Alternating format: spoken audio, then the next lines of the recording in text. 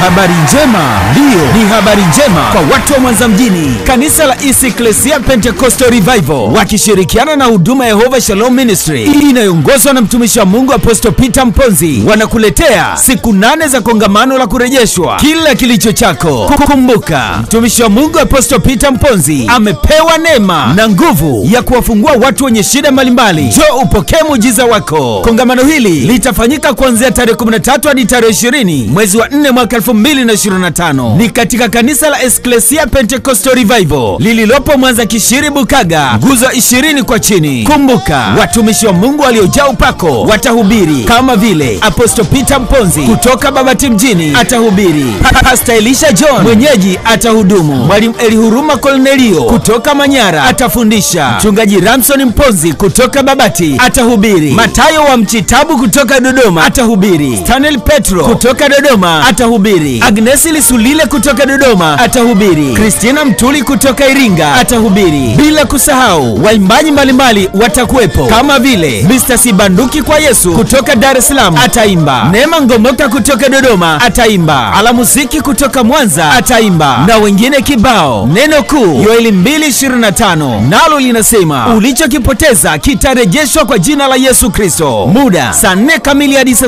7 kamili za mchana ni uinjilisti wa nyumba kwa nyumba. Saa 8 hadi saa 12 jioni mafundisho, maombi na ukombozi. Saa 2 usiku hadi saa 5 usiku ni usiku wa maombi. Huduma inapatikana mtandaoni Facebook na Instagram Peter Mponzi. WhatsApp na maombi